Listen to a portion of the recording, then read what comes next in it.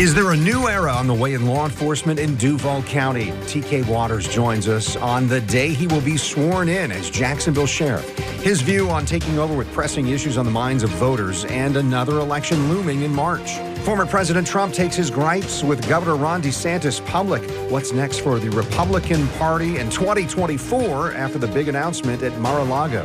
And the incoming Speaker of the House is from Jacksonville, Northeast Florida's connection to statewide leadership on This Week in Jacksonville.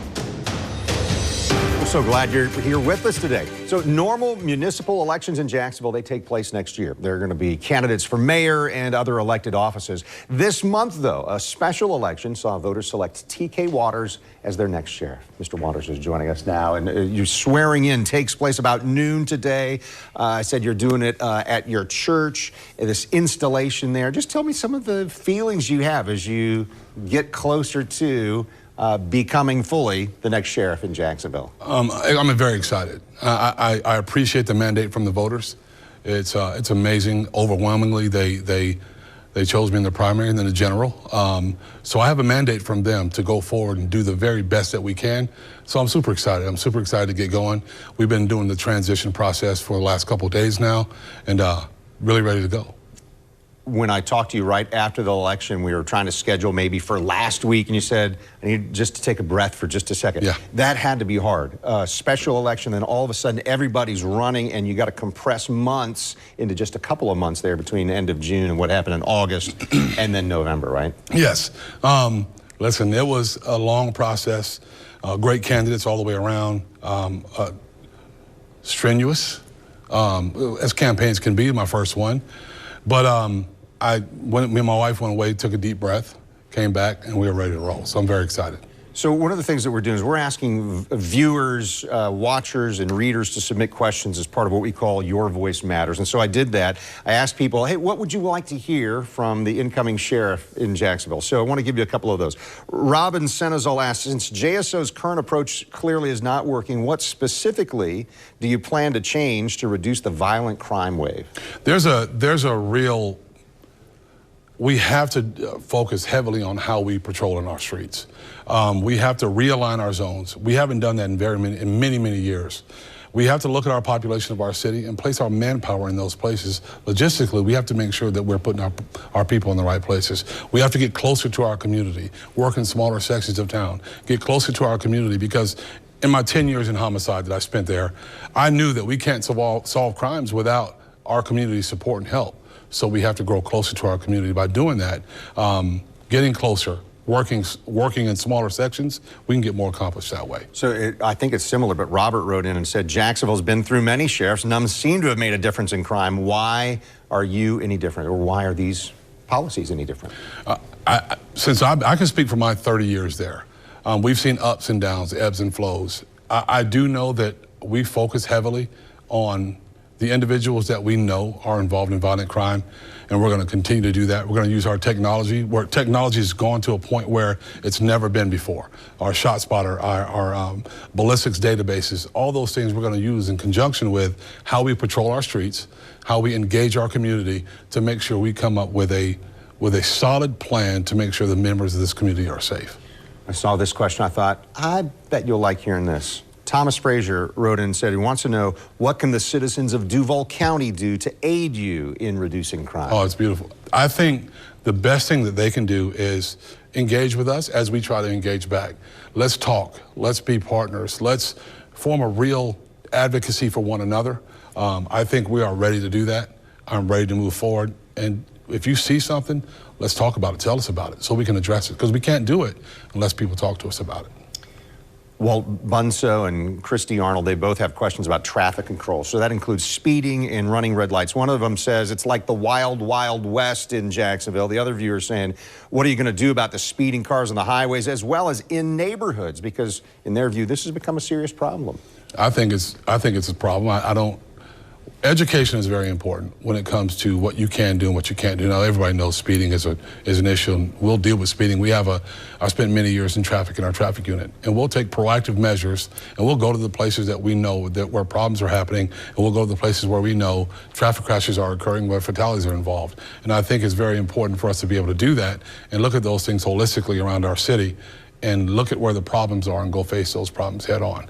And sometimes traffic citations are necessary, but education is also very important about what you should and what you shouldn't do behind the wheel of a car. Drugs are a topic for many of the viewers who wrote in. Laura Ward is one. She said, we've had a drug group behind our house for 5 years. They're squatting. They don't own the property. How can we get them to move?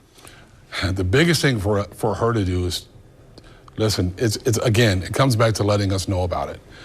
Oftentimes, these problems are worked from our narcotics unit from a more of a clandestine, I guess you would say, or undercover way of dealing with it. And sometimes when you're dealing with it, they may not know that it's happening.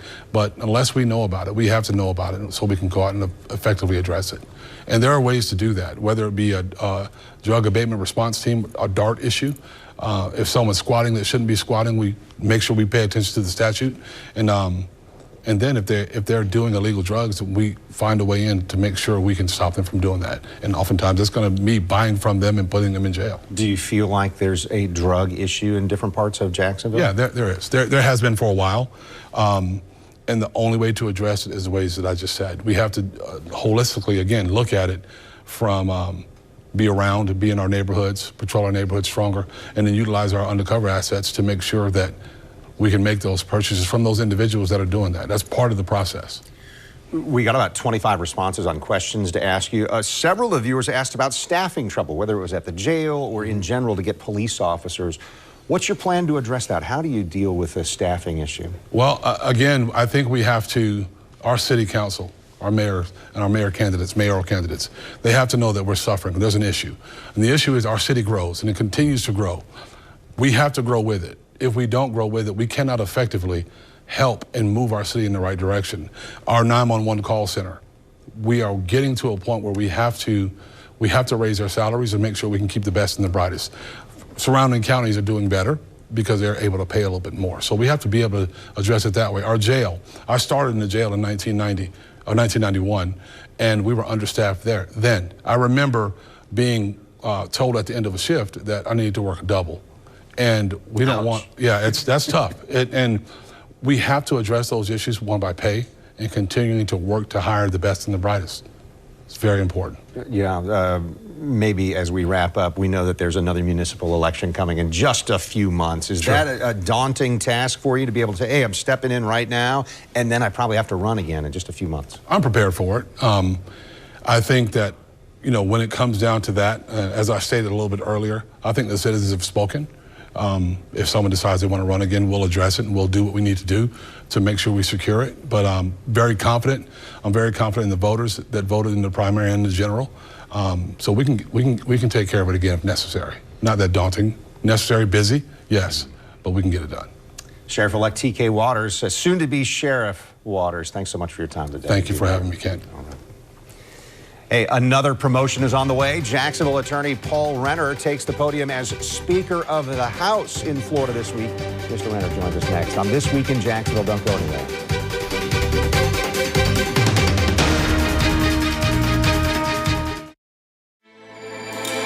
With everything you have on your plate, earning your degree online seems impossible. But at Grand Canyon University, we specialize in helping you fit a master's degree in business into your busy day. Your graduation team, led by your own GCU counselor, provides you with the personal support you need to succeed. Achieve your goals with a plan and team behind you. Find your purpose at Grand Canyon University. Visit gcu.edu. Discover adventure on a deeper level. The 2023 Subaru Forester Wilderness. Sure-footed, symmetrical, all-wheel drive. Paired with all-terrain Yokohama Geolandar tires. Plus 9.2 inches of ground clearance. It's time to follow your own path to adventure. The 2023 Subaru Forester Wilderness. Get a new Subaru, and Subaru and its retailers will donate $300 to charity during the Subaru Share the Love event.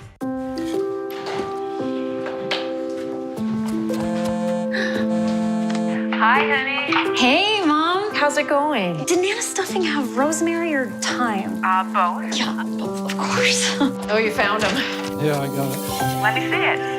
Okay. Like it, sure. Really? Hello again. Is it 300 or 350? 350. We had the best time. Look, I'm just letting it cool for a few minutes. How's everything going there? It's a little quiet, you know, just me and Dad. We miss you. I think it was you who ate the pie, dear. I did not. Dad was there. Ask him. Oh, I gotta go, Mom. Okay, honey, Love bye. you. Bye. Hasn't she made that stuffing like a million times before?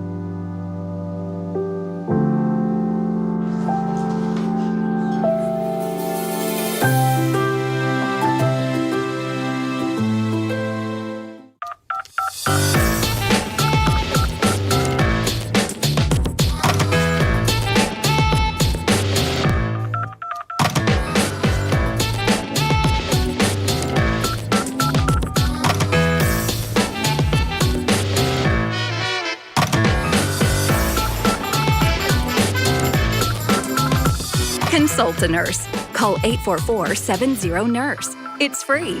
HCA Florida Healthcare. Thanksgiving dinner for under $30. This is one of the biggest holidays in the United States when it comes to food. News for Jax, saving you money and time. I'm digging through the deals for you so you'll spend less when filling your cart. Unveiling discounts you may not even know about at your neighborhood store. Plus, it really helps you save time before you even enter the store. How to pick your holiday favorites from the comfort of your home. Making ends meet groceries. Monday starting at 5 on News 4 Jax. You're watching This Week in Jacksonville with Kent Justice. And thanks for being with us. In this segment, we're joined by Paul Renner, local attorney in Jacksonville, also state representative, Florida District 19 now, previously was District 24, but Navy veteran and about to become Florida's Speaker of the House. That happens this week, is that right? That's right, Tuesday. How would you explain to people what that role is? What does it mean to be House Speaker in Florida? Well, the Speaker is the presiding officer, and that individual, sets committee assignments and that type of thing, has a role in setting the agenda and obviously working with the governor's office and our Senate counterparts to decide what moves and doesn't move in this upcoming legislative session. So setting the agenda makes me think, hey, you've probably got some ideas. You've got some priorities. What are some of those things that you want to accomplish? You're taking a 2-year term. So this year's legislative body and then the following year as well. Sure. Well, I think the cost of living is on everybody's mind. We're going to tackle that through reducing taxes and looking at attainable housing issues, tackling insurance premiums that are runaway for a lot of people that have gotten renewals. And it looks like we'll do a special session at some point later this year to tackle that. So that's at the top of the list.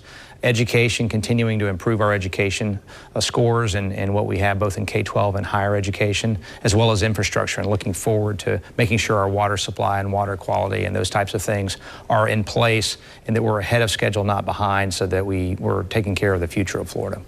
So you referenced that role also includes working with the governor's office. What is your relationship like with Governor DeSantis and the governor's office? Is it something where you think you'll work closely with them, or is there a little, I don't know, disagreements on things? No, it's actually very close, and truly, philosophically, there's not any daylight between us. We see the world quite a lot the same, and so we have a great relationship, and I look forward to a very, very productive session as a result of that.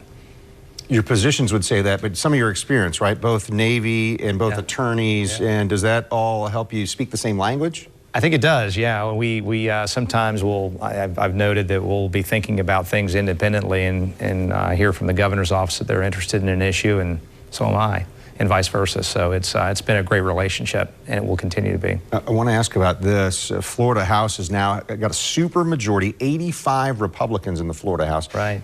That might make it easier to get certain legislation through, but your role really is to try and make sure that everybody's voice is heard, right? How do you do that? That's right. Well, I love a debate. I'm a lawyer, as you pointed out earlier. I was a former prosecutor. I just and love to hear both sides. We'll continue to do that. I don't think anything changes as a result of our supermajority, other than we have more members. But we had a pretty healthy majority before. We were planning to have a big, bold agenda anyway, and we will continue to do that. But it was a great night for us, for sure.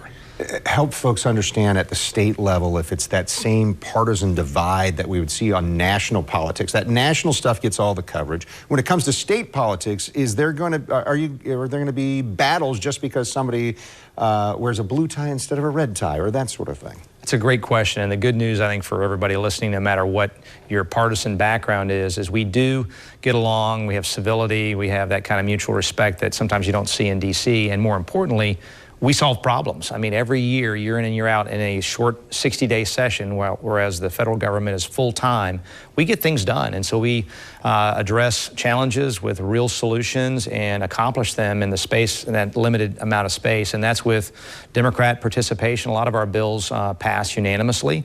A lot of Democrat bills, if they're, within the realm of what we can agree on philosophically, pass and get signed by the governor. So it's functional. It's so dysfunctional in D.C. I would just leave people with the good news that Florida state government is very healthy, very functional. We've lowered our debt, balanced our budget, set aside record reserves. No one will ever confuse us for the federal government. So next segment, I'm going to talk with our political analyst, Rick Mullaney, who you know, and we're going to talk about some of this. But let me ask you, there was an announcement this week in Florida by the former president saying he wants to be the president again. There's also the possibility that the governor might be an opponent of his. What do you think about what President Trump expressed and some of the feelings that he said about Governor DeSantis? I think it's so early for presidential politics, and like the governor said, my role, I've got to spend all my time focused on a pretty exciting upcoming session with the governor. We got the best governor in the country, and I think we're going to have a great run this session and next before I term out together. And so that's where my focus is. It'll take care of itself, and the voters will make those decisions. So you were chair of the Republican House Campaign Committee for this cycle. Right. Why do you think that in Florida, Republicans did so well across the state versus what we saw nationally, where there was not a red wave during the midterms that many people thought would happen? Well, I think the legislature deserves some credit, but the governor deserves a lot of credit, the way he handled COVID, keeping Florida open and free. I think he made his name for himself during that period, and then in successive steps, whether it's defending parental rights or, lowering taxes, just the leadership he's shown throughout his tenure makes it something where he is the leader in the Republican Party here in Florida, and you saw the results on election night. It was historic. We've never had, I don't believe, a Republican, at least in the modern era, win by 19 points. We in the House elected a record number of Republicans, 85. It's 85-35 in the Florida House and 28-12 in the Senate. It was an incredible night, and I think first and foremost, credit goes to the governor, and we'd like to think that what we've done in the last 2 years mattered as well. Elections are always about a record of the past and a judgment on the past, but also looking forward. And I think we got a great endorsement for what the governor's been doing and what we're doing with him in partnership. So this week, installed as Speaker of the House. Do you have to say goodbye to your family for a couple of years? No. This sounds like a full-time job, not a part-time state representative job. Well, it very much is a full-time job, but we've got a little place over there, and I bring my wife and two-and-a-half-year-old daughter and 8-month-old son with me. That doesn't always yield a full night's sleep, but as I told you before, they're pretty good sleepers. So no, they're going to come with me, but it'll be very, very busy, and I'm just excited about doing good things for the people of Florida. Speaker designate Paul Renner, thanks so much. Appreciate getting to visit with you today. Great to be with you, Kent. Thank you. Well, stay with us. What do you make of the midterm elections in 2022? And the news we just talked about, a former president officially wants to be your future president. Political analyst Rick Mullaney joins me next on This Week in Jacksonville.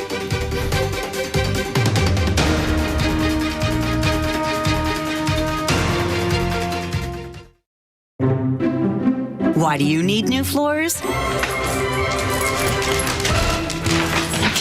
We can help with pet-proof floors. The training, not so much. Right now, you can save up to 50% on specially marked pet-proof flooring and get special financing on select purchases made with your Floor Trader credit card.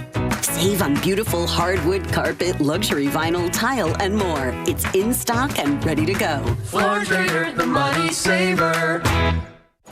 So, what do you think? We're prepared to offer cash. When you get great deals at Dennys, $5.99, you'll start to expect great deals everywhere. New all-day diner deals starting at $5.99. 10 delicious meals, only at Dennys. It's Santa. We got a problem. Hold on.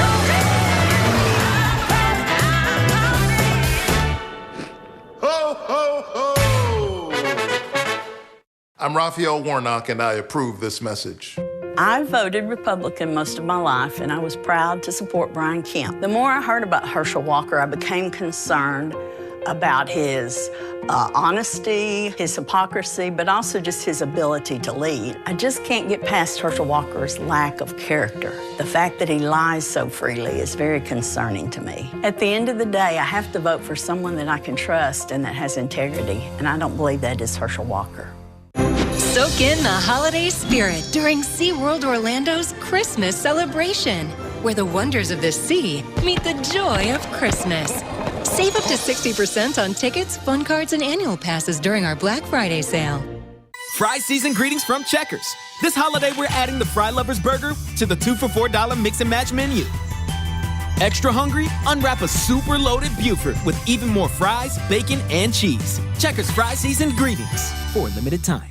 Black Friday starts now at Bears Furniture with doorbuster savings up to 80% off. Plus final weeks to save 10% off all Tommy Bahama, our best-selling line. And get an extra 10% off floor sample clearance. Work smarter, not harder on this sleek modern desk, just $697. Our customer favorite leather sofa, only $997. This cozy queen bedroom, just $1497. Where can you find the best prices on the best brands this week only? Where? Bears. You can get your smile back today. At Affordable Dentures and Implants, we make high-quality tooth replacement affordable for everyone. So whether it's a single tooth, full dentures, or life-changing dental implants, we have an experienced dentist who can help you go ahead and smile. Click or call to schedule your new smile consultation today. Go ahead and smile. You're watching This Week in Jacksonville on Channel 4. New members of the 118th Congress have been on Capitol Hill this week. Now, last week, Aaron Bean spoke with us about his excitement in getting to orientation and starting to get settled with constituent offices. Well, these are photos that Congressman-elect Bean shared on Twitter. And you saw this one. They include two other new Florida Republicans to the House, Anna Paulina Luna and Laurel Lee. And joining us in studio once again, Jacksonville University's Public Policy Institute founder and director, Rick Mullaney. Rick, I'm looking at the midterm election impact. Wildly different results in Florida versus the rest of the nation. And there's an impact that includes those 4 Republicans from Florida, 4 Republican seats added to what was already there in Congress. Kent, no doubt about it. And it's important to maybe put the red wave in Florida in perspective. It was a red wave. I mean, a red wave. And by that I mean not only did Governor DeSantis win by nearly 20 points, but down ballot there was a lift throughout. You have an all-Republican cabinet, as you just talked about with Paul Renner, the incoming speaker. You've got a super majorities in the House and the Senate. You saw it with TK Waters, who you had on also earlier. But also remember those congressional seats, very important. Prior to the census, we had 27 congressional districts in Florida, and the Republicans had a lead of 16-11. There's now 28, and coming out of this, it's 20-8 advantage for the Republicans in Florida, picking up 4 seats. Remember this, Congress, the Republicans had to pick up 5 to get the majority in the House. They now have the majority. Florida played a critical role in the Republicans winning the majority in the House of Representatives. Yeah, and as we know, the Senate didn't change. At least there aren't more Republicans in the Senate than there were before. And we still have this special election coming up here in Georgia. Some leadership challenges there. Rick Scott was challenging to take over as the Senate minority leader, I guess, but that's not happening. Is there any change there? Is there anything substantive for Republicans in that non-move? Well, in the Senate, it was disappointing for the Republicans. They had expectations they would take the majority, and they had 21 races in the map. They won 20 of those where they were the incumbent, and they lost in Pennsylvania. And the Democrats so far have won 13 of 14, and it looks like they're favored in Georgia. For the Republicans, there's a lot of criticism, a lot of back and forth as to why this happened. Some are, of course, looking at Donald Trump and some of the candidates that he backed. Some are looking at Mitch McConnell, claiming he wasn't as supportive as he should have been. Some are claiming Republicans didn't do a good enough job with their messaging. So what you're seeing is the result of disappointment over how the Republicans did in the Senate and who's responsible for that. But in the end, Mitch McConnell remains in leadership in the Senate. Well, so you just mentioned former President Trump. You probably saw announcing he's filed to run for the White House in 2024's election. All right, Rick, this seems early, and according to experts like you, it seems to be very strategic on announcing this early. Why is that? Well, first, the early part. Remember this, it's 2 years from now. I mean, this is November of 2022. The election is November of 2024. That's 2 years from now. Iowa is 14 months from now. And you have, Herschel Walker has a runoff with Senator Warnock on December 6th. So why so early? Because this is non-traditional. Kent, I think a number of things are driving it. Number one, I believe President Trump wanted to put a stake in the ground to keep other candidates from getting in the field. Number two, I think he wanted to stop the forward momentum of Ron DeSantis, which is very significant momentum. And there's a possible third reason, and that is he knows that he's the subject of investigations from the Department of Justice, Georgia, New York. He's got an investigation in Congress, and he believes, and his team may believe, that this helps protect him some. I want to be clear about something. As a lawyer, there is no legal protection here. I mean, the Department of Justice goes forward with their investigation. If they choose to indict, that's their decision. This doesn't affect that. But as a practical matter, it does make it more challenging, particularly when the Attorney General is appointed by the President Biden, and you're running against him. Plus, if you do get indicted, you've got that challenge of getting a conviction. So I do believe messy, though. And I think it was really messy, very messy. But I think it was a factor in his judgment. Let's talk about Governor DeSantis. He's been getting questions about running for president for a long time, and certainly a steady stream since more than a week ago. President Trump kind of launched an attack on DeSantis. What do you think Governor DeSantis does in response here? I think Governor DeSantis does exactly what he's doing now, which is he's peak of his popularity. He had a big win. It's hard to overstate how significant that win is by historical standards and what it meant here in the state of Florida. He's got to govern. He's got a legislative session coming up. You just saw it with the Speaker-elect with Paul Renner. If you're Governor DeSantis, your focus is on governing, and your focus is not engaging Donald Trump on his turf, and I don't expect that he will. If Governor DeSantis chooses to run, he probably wouldn't make an announcement to maybe next summer at the earliest. So for the next 6 to 7 months, he should govern. He should take his wins in the legislature, and he should not engage Donald Trump on his turf. And he's very disciplined. I don't think that's going to happen. The governor is actually in a very good position. And when Donald Trump criticizes Ron DeSantis, that does not play well with his base. He can criticize Liz Cheney, that plays well. He can criticize others, that plays well. But criticizing Ron DeSantis, not so well. The base likes Ron DeSantis. Well, in the speech that we saw from President Trump at Mar-a-Lago this past week, we didn't hear him say anything negative about Ron DeSantis. Nothing negative to say about you either. Rick Mullaney, thank you. As a political analyst, thank you for giving us some insights on what's happening here because of the midterm elections. Appreciate you. Thanks, Ken. All right, well, stay with us. We've thought about next time what we're going to be having there. U.S. Representative Kat Cammack is joining us. She's Florida's one of the two senators have decided to go with her, and they're naming a new VA clinic in Clay County, so she's going to be with us next week. Also gearing you up for Giving Tuesday, which comes right after Thanksgiving. Thanks for joining us today on This Week in Jacksonville.